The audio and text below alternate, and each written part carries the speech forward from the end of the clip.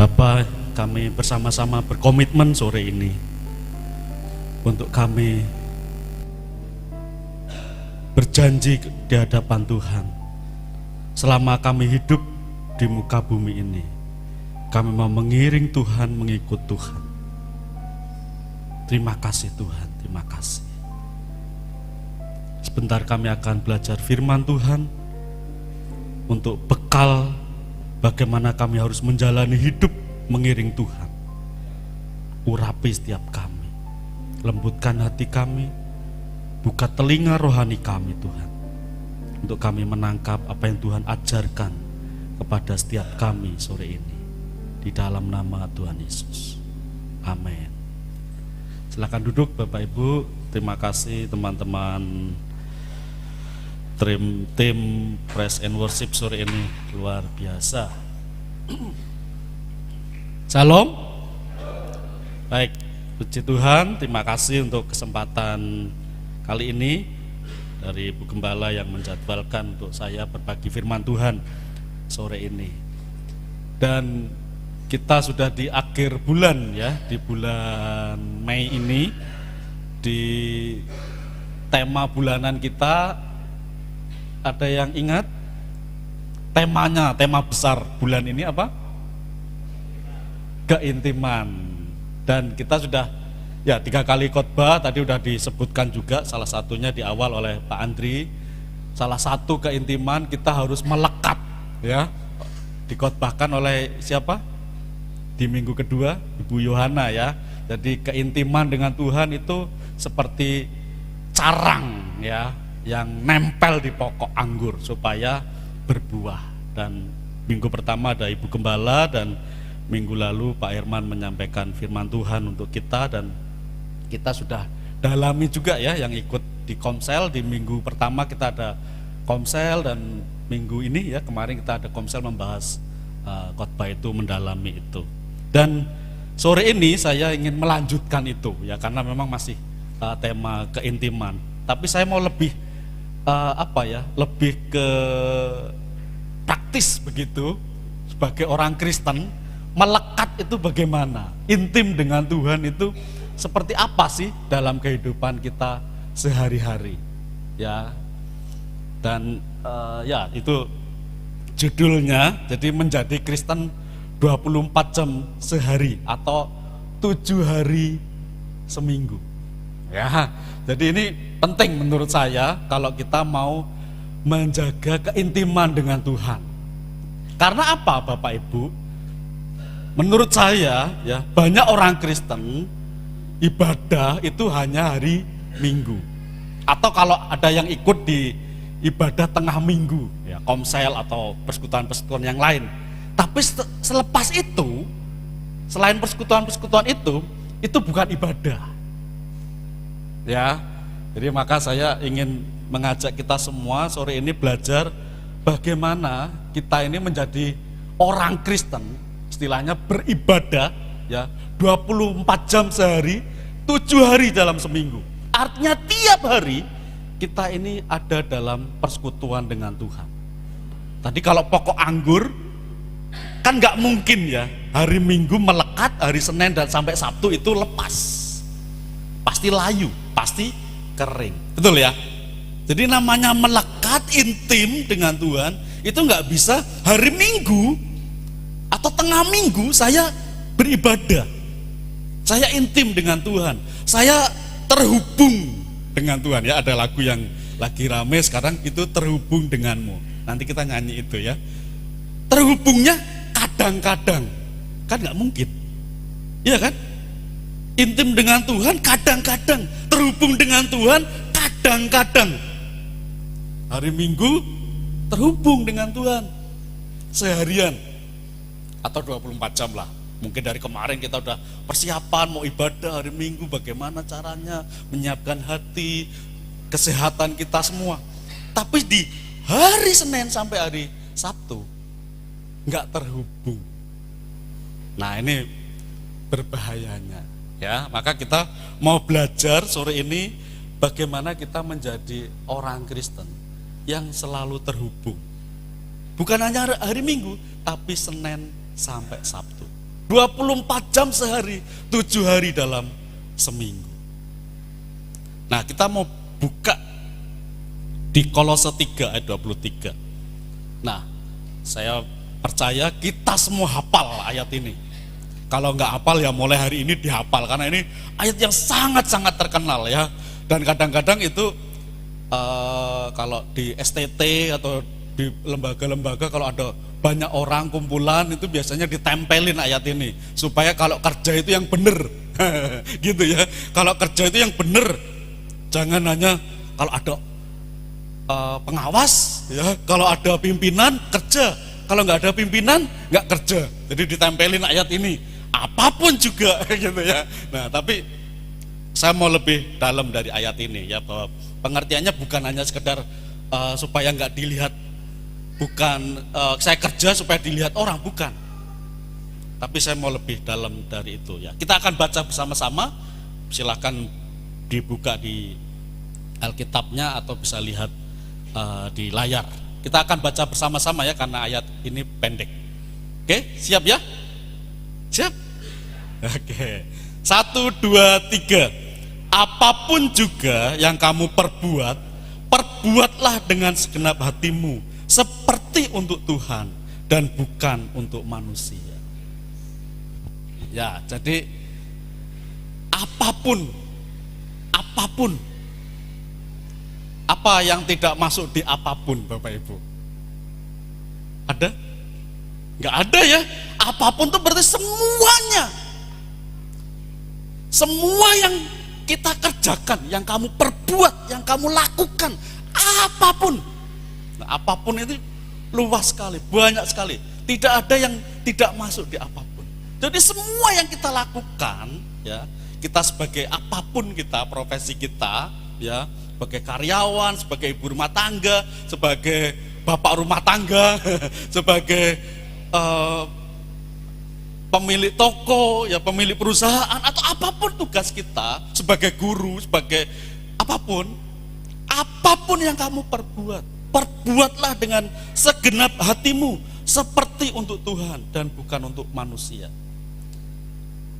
Manusia itu cenderung transaksional istilahnya, Bapak Ibu. Saya melakukan ini, saya giat melakukan ini supaya bos saya lihat dan saya cepat naik gaji. Upahnya nambah. Saya rajin di rumah kalau sebagai anak supaya uang sakunya nambah. Itu transaksional. Ada motivasi, ada hidden agenda ya, ada agenda terselubung dari kita semua ini. Saya rajin di gereja supaya Bu Gembala, supaya majelis itu lihat saya, wah gitu. Itu motivasi di hadapan manusia. Dan banyak motivasi kita, dan mungkin pimpinan kita, Ibu Gembala, nggak akan lihat motivasi yang terselubung itu. Tapi Bapak Ibu, di hadapan Tuhan tidak ada motivasi yang tidak kelihatan. Ya, luntur semua motivasi kita, mau yang baik mau yang tidak baik, itu luntur semua motivasi itu. Maka perbuat dengan segenap hatimu seperti untuk Tuhan. Nanti kita akan lihat ya konteks dari ayat ini. Dan apapun itu semuanya Bapak Ibu, apa yang kamu perbuat, dalam bahasa Yunani itu bisa diartikan seperti ini, oyo, yaitu apa yang kita miliki, apa yang kita jaga, apa yang kita pertahankan. Jadi bukan hanya apa yang kamu perbuat, tapi apa yang kita jaga, apa yang kita miliki, apa yang kita pertahankan. Itu jaga dengan segenap hatimu, pertahankan dengan segenap hatimu, seperti untuk Tuhan. Artinya Bapak Ibu, dalam ayat itu ya, apa yang kamu perbuat semuanya dalam hidup kita harus kita lakukan dengan segenap hati, seperti untuk Tuhan. Ya, jadi apapun ya, yang kamu perbuat, perbuat dengan segenap hatimu, seperti untuk Tuhan. Jadi sekali lagi, di hadapan Tuhan semua motivasi itu kelihatan. Ya. Nah, menarik kita coba lihat ya, mengapa ada ayat ini muncul ya. Jadi Rasul Paulus mengirim surat kepada jemaat Efesus berikutnya ya. Kita lihat ya untuk isi kitab Kolose ya. Ya sebagai gambaran saja Bapak Ibu, garis besar isi kitab Kolose ini yaitu pendahuluan. Itu biasa kalau Bapak Ibu belajar atau membaca biasanya ciri ya, ciri surat-surat Rasul Paulus itu kelihatan. Misalkan di pendahuluannya sama di akhir. Jadi di awal sama di akhir itu ciri dari surat Paulus. Biasanya salam ya, pendahuluan itu salam, nanti di akhir juga ada salam. Nah, ini membedakan kalau ada orang kadang-kadang masih surat Ibrani itu suratnya Rasul Paulus atau bukan. Kalau dari cirinya surat Ibrani itu bukan tulisan Rasul Paulus. Ya, itu ciri. Jadi ada pendahuluan salam gitu-gitu ya. Terus nanti penutupnya juga salam. Nah, di pasal 1 ya mulai ayat 13 itu Rasul Paulus nyampaikan setelah salam ajaran. Jadi mengingatkan jemaat di Efesus bahwa kita ini telah ditebus. Ya, istilahnya doktrin penebusan itu diulang. Kita itu dulu dosa, sekarang ditebus. Dan setelah ditebus, kita itu ngapain? Itu di pasal 3. Ya, di pasal 3 sampai pasal 4 ayat 6 itu ajaran praktis. Nah, yang tadi kita baca itu salah satunya ini ajaran praktis banget bagaimana orang yang sudah ditebus oleh darah Kristus hidupnya seperti apa. Itu biasa ada di keluarga juga ya, nanti di Kolose pasal 3 kita lihat bagaimana orang Kristen setelah ditebus hidup praktisnya, hidup sehari-harinya, hidup 24 jam sehari, hidup 7 hari seminggu, itu bagaimana? Saya selalu bilang ya, mengapa kalau kita ini orang udah ditebus tidak segera mati? Karena jaminannya udah jelas, masuk surga, betul ya? Tapi nggak ada yang duluan, aku mau duluan masuk surga gitu ya. Kita udah yakin, tapi kalau mati masuk surga. Tapi kalau Tuhan izinkan, sampai hari ini kita masih hidup, berarti ada tugasnya. Nah, ini yang Rasul Paulus sampaikan di pasal 3 sampai pasal 4. Bagaimana kehidupan orang percaya dalam kehidupan sehari-hari. Nanti ada dalam keluarga bagaimana ya hubungan suami istri, hubungan anak dan orang tua, hubungan tuan dan bos. Kalau dulu kan ada tuan dan hamba ya, masih ada perbudakan. Tuan dan hamba itu bagaimana? Itu ada dijelasin sama Rasul Paulus. Praktisnya bagaimana? Terus penutup. Nah, slide berikutnya ini yang pasal 3 ya. Nah, ini pasal 3 yang tadi ada ayat 23 itu kalau nanti Bapak Ibu ya, menarik sebenarnya kalau Bapak Ibu mau baca nanti di rumah silahkan ya. Jadi Rasul Paulus menjelaskan di ayat 1 sampai 4 itu status baru dalam Kristus. Jadi statusnya orang percaya di dalam Kristus itu seperti apa? Ya, manusia baru ya. Dan lawannya menjadi manusia lama seperti apa? Proses setelah ditebus kita menjadi manusia baru. Dan lawannya manusia lama itu seperti apa ya. Nah, kemudian di pasal 3 ayat 18 sampai 24 itu penerapannya tadi itu dalam keluarga, dalam dunia kerja. Itu seperti apa orang Kristen? Ya, jadi ini praktis sekali Bapak Ibu. Jadi kalau saya bilang ya bagaimana kita itu terhubung terus gitu.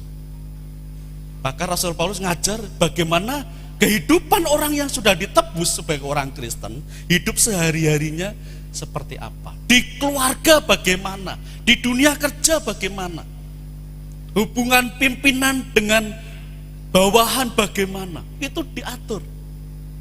Dan muncul tadi ada pasal 3 ayat 23. Apapun juga yang kamu perbuatlah seperti untuk Tuhan, bukan untuk manusia.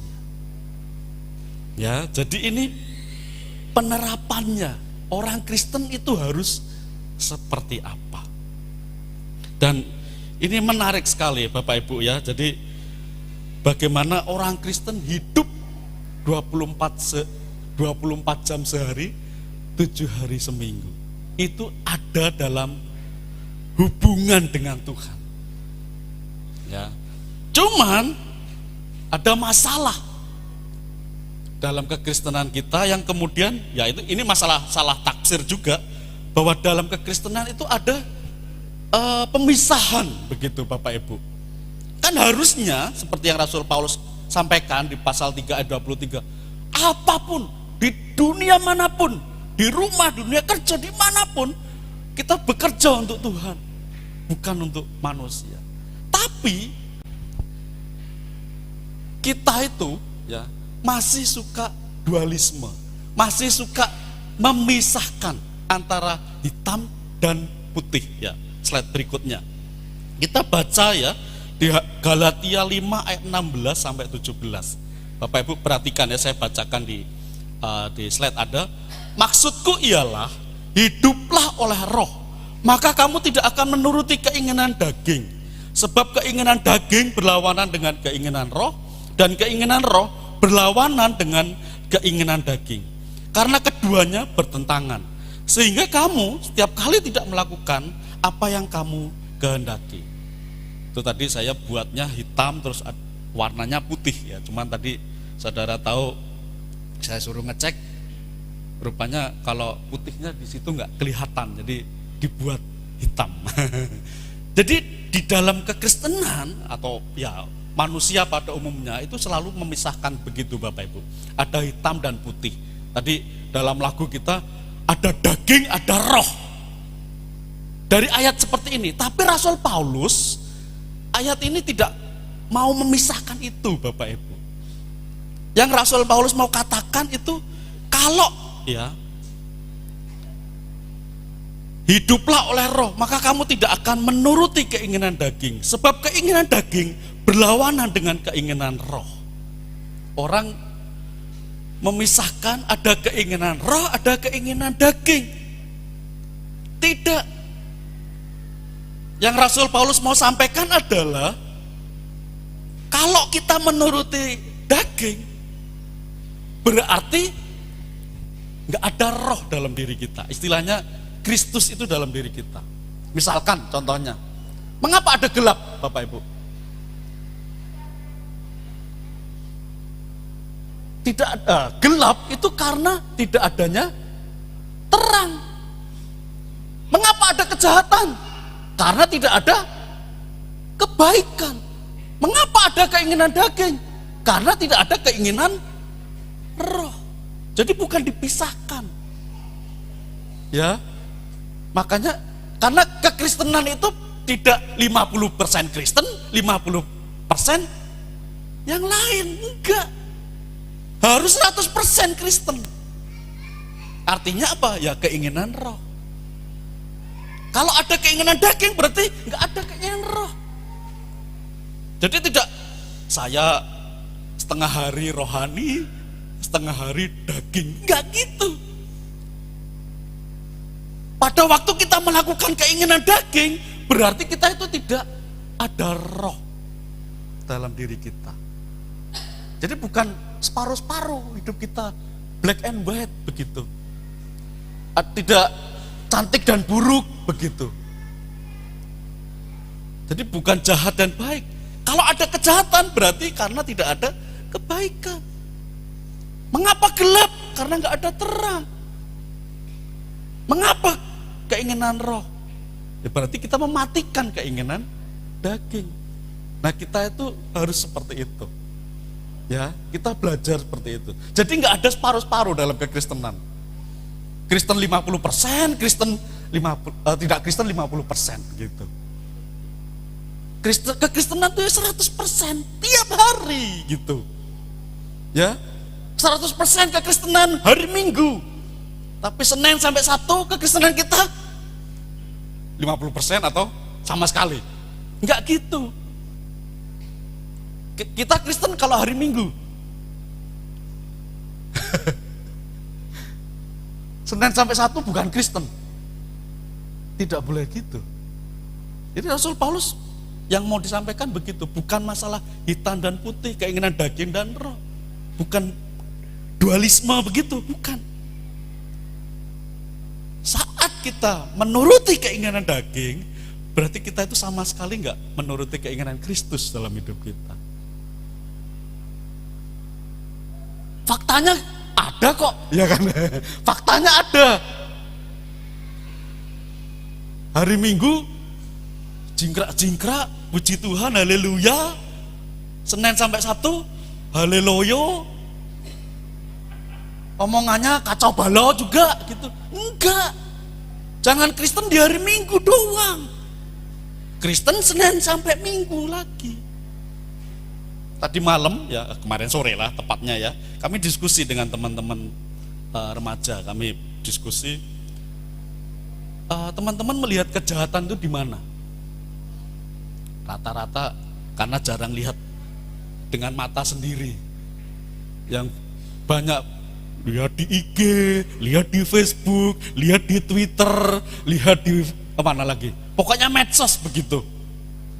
Nggak pernah lihat langsung, tapi ada yang bilang di kelas ya, karena kan rata-rata masih sekolah. Di kelas, gimana kejahatannya? Nyontek. Oke, betul ya kan? Di mana lagi ya? Di rumah. Ada kejahatan di rumah. Tapi menarik satu yang nyampaikan. Melihat kejahatan di mana? Atau kejahatan itu di mana? Di gereja.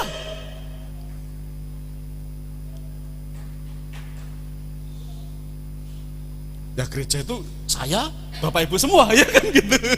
Yang sedang di gereja ini. Melihat kejahatan di mana? Di gereja juga. Makanya jangan, saya nggak suka ya. Jadi mulai mungkin ya, kalau boleh ya, mulai hari ini jangan suka memisahkan begitu, dualisme. Hitam putih, jahat baik, tidak. Yang disebut daging itu apa, Bapak Ibu? Yang rohani apa? Daging apa? Keinginan daging. Atau yang duniawi lah, yang daging itu apa? Apa? Nafsu. Spesifik Pak, nafsu. Seks. Oke, seks itu duniawi atau rohani? Ayo Bapak Ibu, yang udah nikah tentunya. Seks itu duniawi atau rohani? Ayo. Rohani kalau kita sudah diberkati oleh Ibu Gembala. Iya kan? Kalau sudah diberkati, seks itu rohani Bapak Ibu. Betul ya? Sepakat ya? Seks itu rohani. Siapa bilang keinginan daging? Seks itu rohani Bapak Ibu. Makanya orang loh, mikirnya seks itu daging tok otakmu. Enggak. Kalau sama bojomu sendiri yang diberkati oleh pendeta, itu rohani Bapak Ibu. Kalau seks bukan dengan istri atau suami sendiri yang diberkati, bukan hanya duniawi, itu nerakawi. Ya kan? Bukan hanya duniawi tapi nerakawi. Kalau seks itu tidak dengan pasangan yang sah, yang diberkati. Ya kan? Sorry ya, kemarin ada juga sih doa. Misalkan gini, makan itu rohani atau jasmani sih? Makan. Cia. Makan itu daging atau rohani?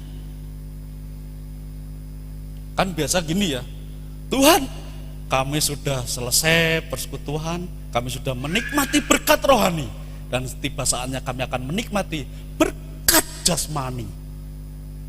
Sering berdoa gitu? Sering dengar paling tidak?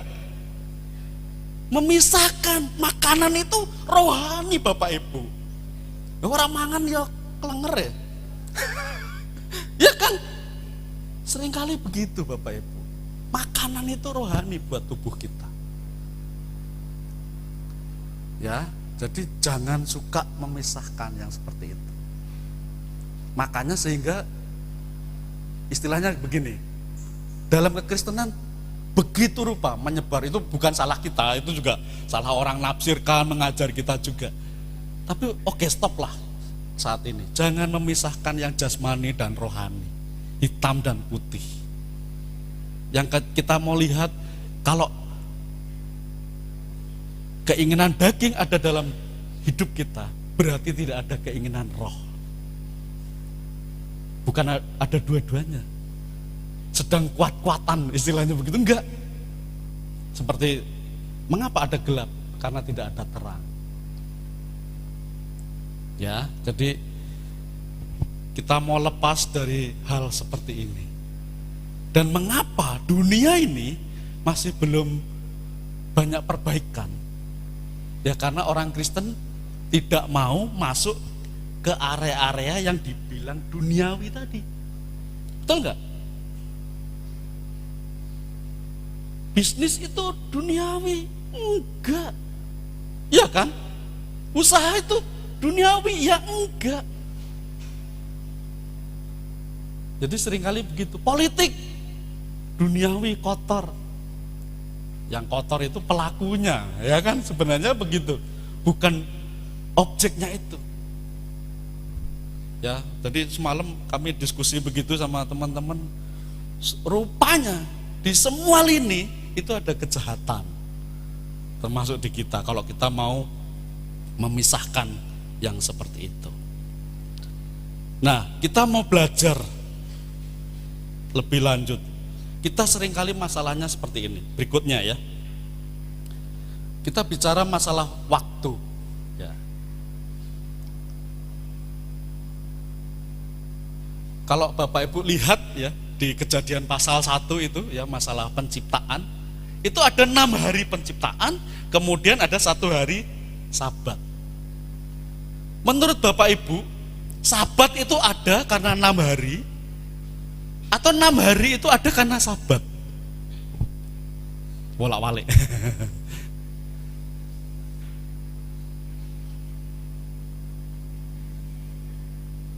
Semua waktu rohani, ya. Tuhan menciptakan, nanti di yang bagian kedua, Tuhan menciptakan semuanya yang diciptakan itu baik adanya. Betul ya? Artinya semua hari itu baik. Senin sampai Sabtu itu baik, rohani. Minggu, hari Sabat, ya Sabat kita hari ini ya, itu baik juga. Tapi jangan kita Senin sampai Sabtu kok lama banget ya, aku pengen hari Sabat saja gitu. Enggak. Mengapa kita bekerja? Karena kita itu sedang meniru Tuhan yang bekerja. Betul ya? Jadi Tuhan 6 hari bekerja, dan nanti di hari Sabat dia istirahat. Dua-duanya baik, 6 hari baik, yang 1 hari Sabat juga baik. Artinya 7 hari itu semuanya baik, semuanya rohani. Artinya di dunia kerja kita yang Senin sampai Sabtu 6 hari itu rohani. Makanya ada lagu sekolah minggu ya. Lagunya gimana? Hari Senin, hari Selasa, harinya Tuhan, harinya Tuhan. Terus hari Rabu, hari Kamis, harinya Tuhan. Semuanya harinya Tuhan. Makanya semua hari itu rohani. Maka perilakunya kita sebagai orang Kristen juga harus rohani. Bukan rohani di hari Sabat doang.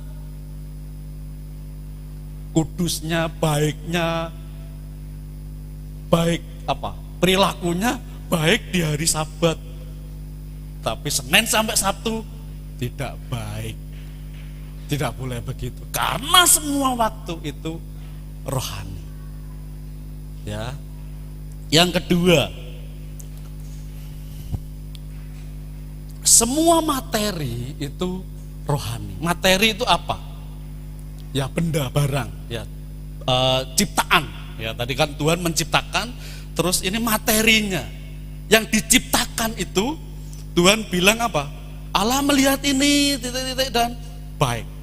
Allah melihat baik. Allah melihat baik. Itu berapa kali? 1, 2, 3, 4, 5, 6. Karena Tuhan menciptakan 6 kali, semuanya baik. Jadi semua materi itu baik, Bapak Ibu. Jadi tidak ada yang tidak baik.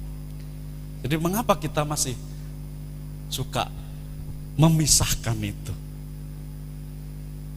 Ya, semuanya baik.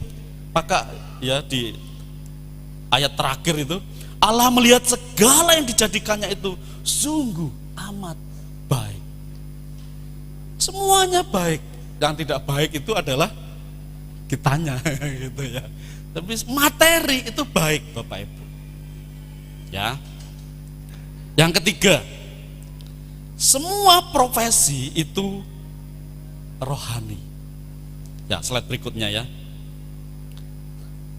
Dari ayat yang kita baca di awal tadi ya, di Kolose 3 ayat 23. Apapun juga yang kamu perbuat, perbuatlah dengan segenap hatimu, seperti untuk Tuhan dan bukan untuk manusia.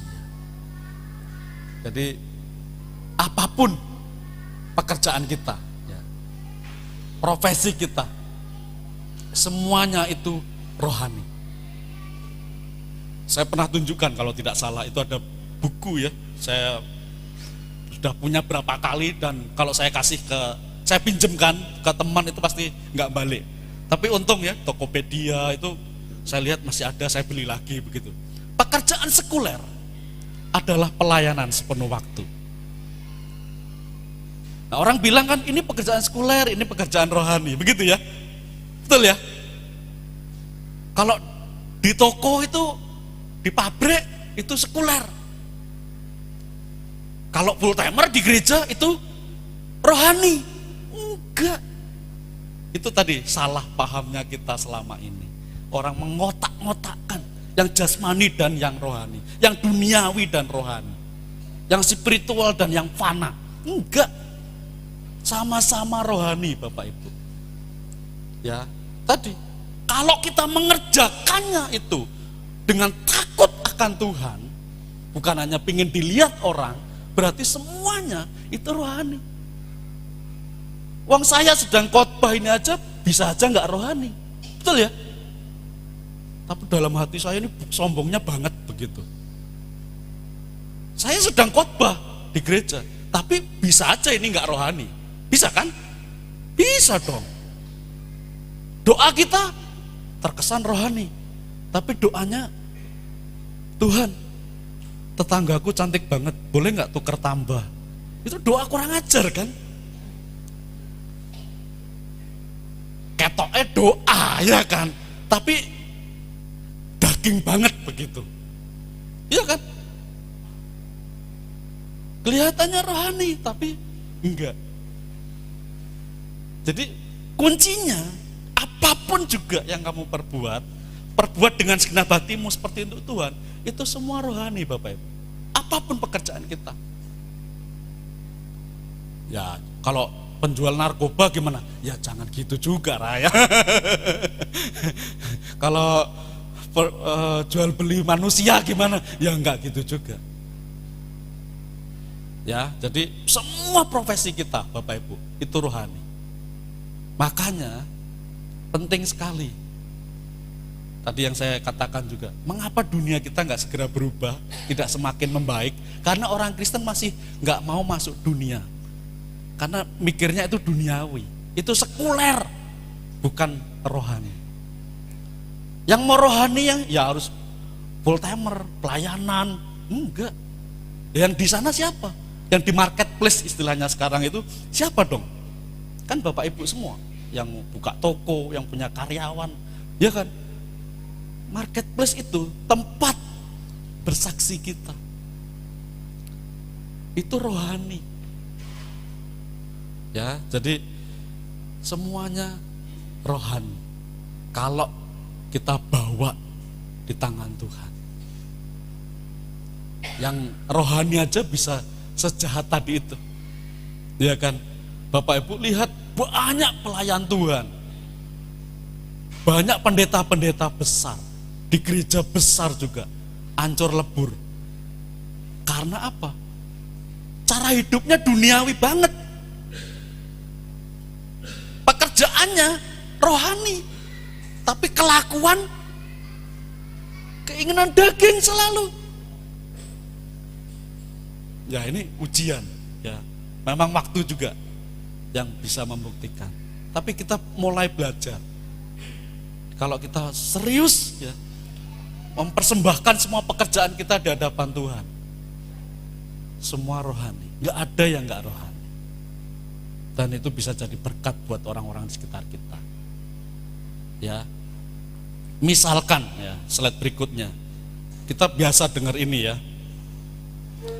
bekerja itu ibadah. Ya kan, orang Kristen jarang, tapi yang biasa punya kalimat seperti ini siapa? Orang Islam. Kerja itu ibadah loh. Iya kan? Tapi orang Kristen bilang bekerja sekuler gitu ya. Bekerja itu ibadah, bekerja itu rohani Bapak Ibu. Ya, bekerja itu rohani sekali. Bekerja itu ya melayani Tuhan, ibadah. Nah, ibadah itu bukan hanya hari Minggu, tapi Senin sampai Sabtu itu ibadah. Karena bekerja itu ibadah. Di Kolose 3 ayat 17, itu ayat di atasnya kalau yang kita baca tadi ayat 23 ya. Menjadikan ibadah itu jadi pola hidup di dunia manapun kita. Segala sesuatu yang kamu lakukan dengan perkataan dan perbuatan, lakukanlah itu dalam nama Tuhan Yesus, sambil mengucap syukur oleh Dia kepada Allah Bapa kita. Sekali lagi Bapak Ibu, kalau segala sesuatu yang kita lakukan, ya apa yang kita katakan, apa yang kita lakukan, dilakukan dalam nama Tuhan Yesus, itu pelayanan rohani, itu pekerjaan rohani. Ya, apapun, sekali lagi ya, segala sesuatu, kalau di sini segala sesuatu yang kamu lakukan dengan perkataan dan perbuatan di dalam nama Tuhan Yesus, itu semua rohani. Ya, jadi yang rohani itu bukan hanya pelayanan seperti ini,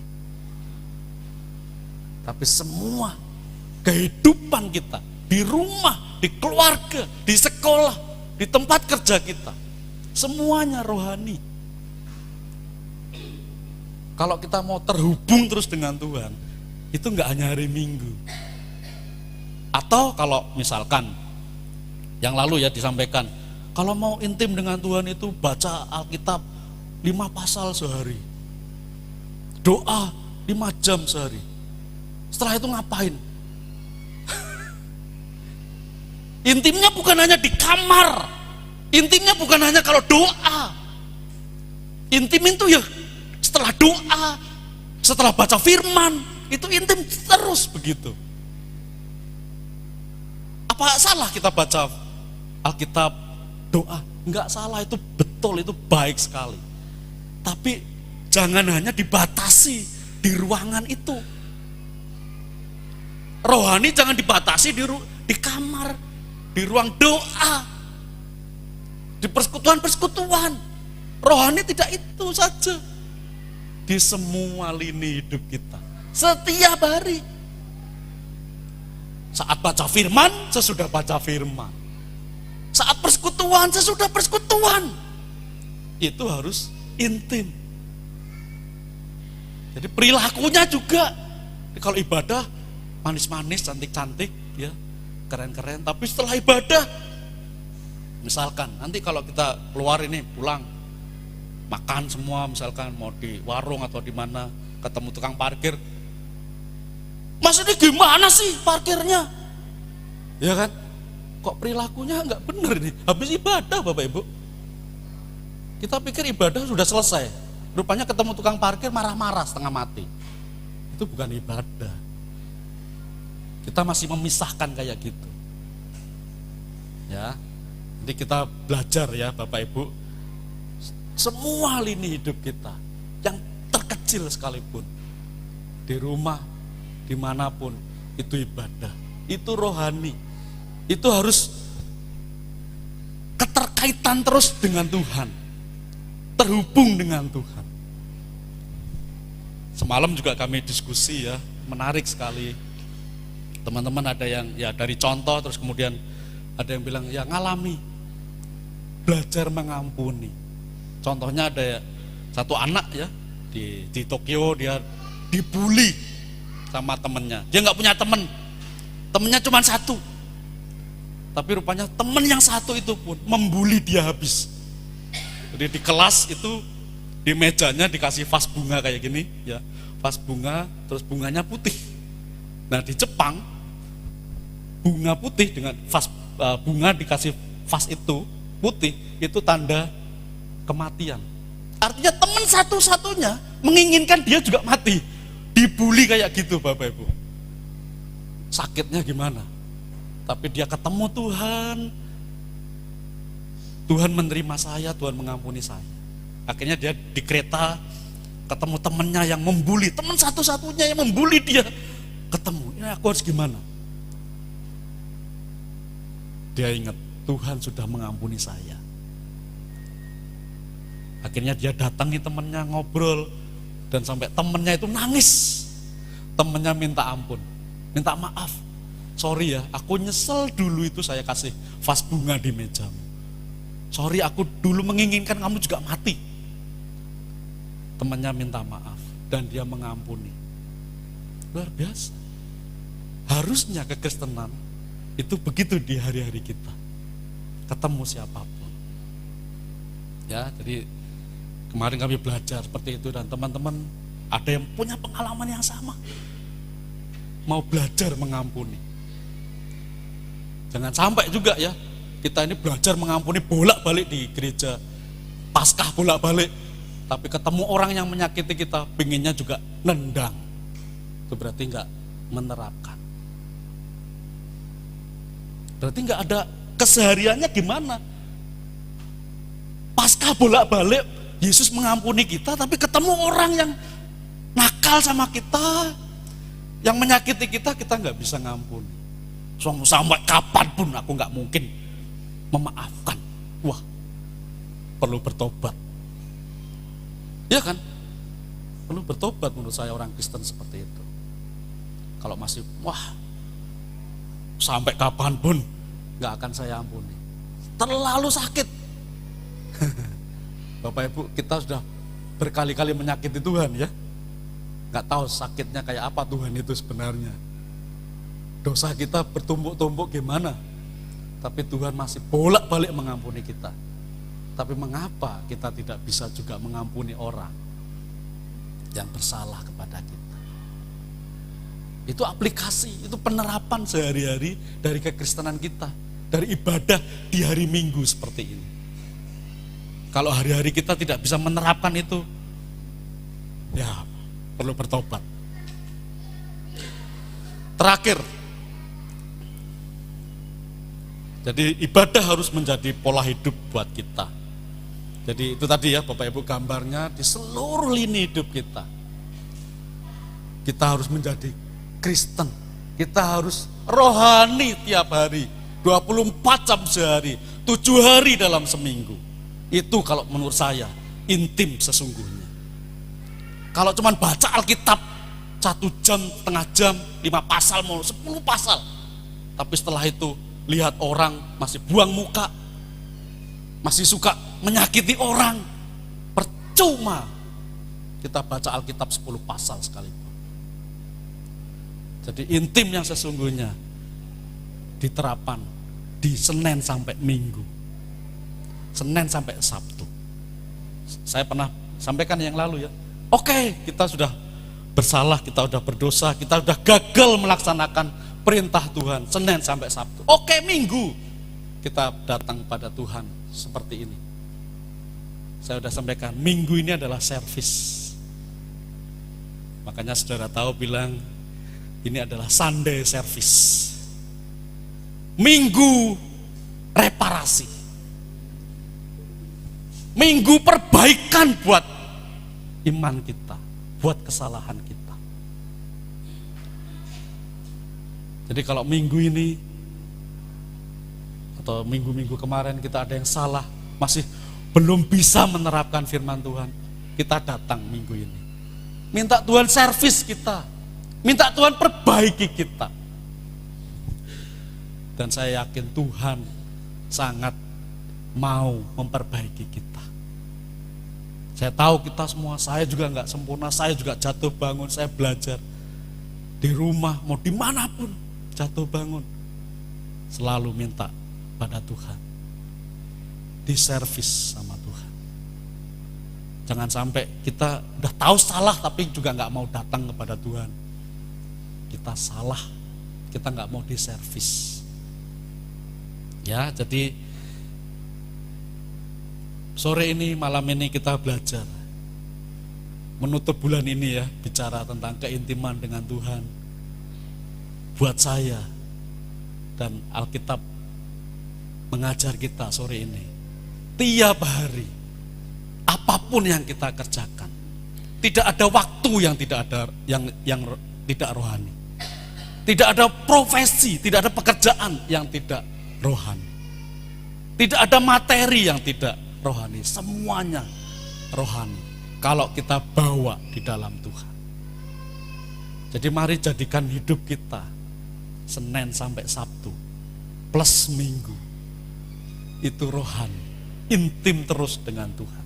Di rumah, di tempat kerja, di sekolah ya, intim dengan Tuhan, terhubung dengan Tuhan. Aplikasinya kayak tadi itu, jangan Minggu baik-baik, kudus suci, haleluya, haleluya, tapi di luar haleluya, haleluya, halelupa. Enggak, Senin sampai Sabtu juga harus haleluya.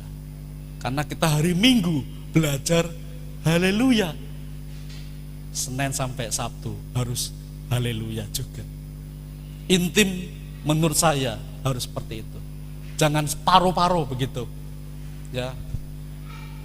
Doa, baca Alkitab berpasal-pasal, tapi selanjutnya kurang ajarnya sama aja. Percuma. Jadi intim 24 jam sehari, 7 hari seminggu. Mari kita datang pada Tuhan. Mari Bapak Ibu berdiri, kita datang kepada Tuhan. Kalau ada salah konsep dan selama ini mungkin kita juga salah bertindak, masih memisah-misahkan hidup kita antara hitam dan putih, rohani dan tidak rohani, sehingga hidup kita juga masih seperti itu, kadang rohani kadang tidak. Kita mau belajar, kita terhubung terus dengan Tuhan 24 jam sehari, 7 hari seminggu, tiap hari intim terhubung dengan Tuhan di semua lini hidup kita, di keluarga kita, di rumah, bertetangga, di dunia kerja. Kita terhubung dengan Tuhan, kita melakukan apa yang Tuhan inginkan, karena motivasi kita adalah Tuhan. Biar Tuhan disenangkan, Tuhan dimuliakan lewat hidup kita, lewat pekerjaan kita, lewat keluarga kita, lewat perkataan, lewat perbuatan kita. Tiap hari Tuhan dimuliakan lewat hidup kita.